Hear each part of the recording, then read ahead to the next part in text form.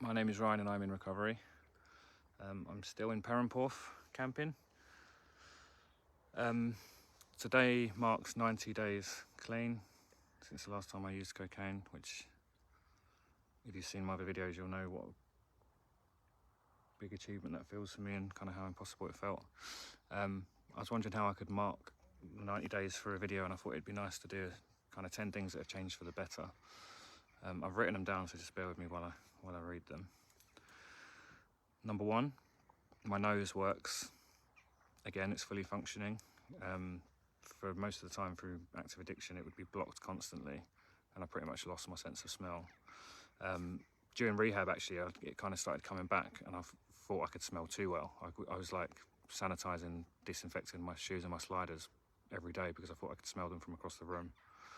That maybe wasn't the case, but yeah, my nose is back working now, and I'm used to it, which is really nice. Number 2, sleep. I've always had problems with my sleep. It's always been something where I've like, oh, I'm just one of those people that doesn't sleep well. It take me hours to get to sleep. Not always connected to using, just my brain's too active. I can't wind down at night. All that kind of stuff. It'd take me ages to kind of feel awake in the morning. But yeah, since being in recovery, I've been sleeping a lot better. I fall asleep a lot quicker, and I feel well rested when I wake up in the morning.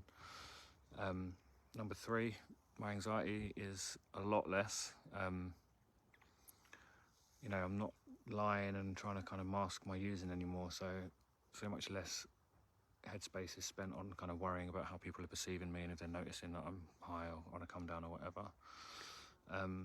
Number 4, money. I'm not working right now, but I do have a bit of money in my bank account. But yeah, I no longer have the high paid job I once did. But what's amazing for me is just how much slower my money leaves my bank account when I'm not in active addiction. I'm now checking my bank, and sometimes there's more than I realised there was, which has literally never happened in my life. It's always significantly less than I expect. I'm always convinced that someone's like taking money out of my account secretly, and then I check and it's not anyone, it's me. Number 5 is relationships. I'm a lot more present with Amy, where we weren't that we were awful before, but we're so much better now. We're really connecting, talking a lot more openly about everything. There's just a real deeper intimacy than we had previously. I'm also making a lot more plans with friends that I'd been kind of neglecting in my addiction. Speaking more regularly to older friends that I've lost touch with. Chatting a lot to my family and my kind of wider family members. And I've just on the whole, I just feel like I have a lot more time and headspace to dedicate to nurturing these relationships and giving them what they need. Number 6 is food. I'm no longer binge eating. As I mentioned in previous videos, my patterns would often be to use for days on end, and then kind of as I kind of came out the other end, I would then binge eat on junk food. It's not like I'm super strict with my diet now. I'm a lot more conscious of kind of eating nutritiously and not eating too much fried food and stuff like that. But just on the whole, I'm trying to approach it with a bit more balance, and it's really noticeable how much better I feel energy-wise, and also just my skin looks a lot better. Number 7, exercise. I'm back exercising regularly, going to the gym. I'm getting back into running. I'm enjoying cycling and swimming again. It's all really active pursuits that I was not doing at all when I was in addiction. Number 8 is my mental health. My mental health feels better than it has for ages.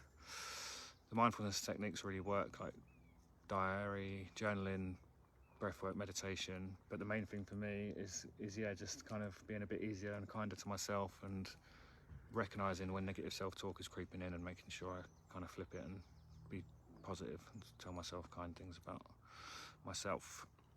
Number 9, physical health. My blood pressure has gone down, my blood sugar has gone down. I've lost, I think, nearly 11 kilos now since I've been in recovery.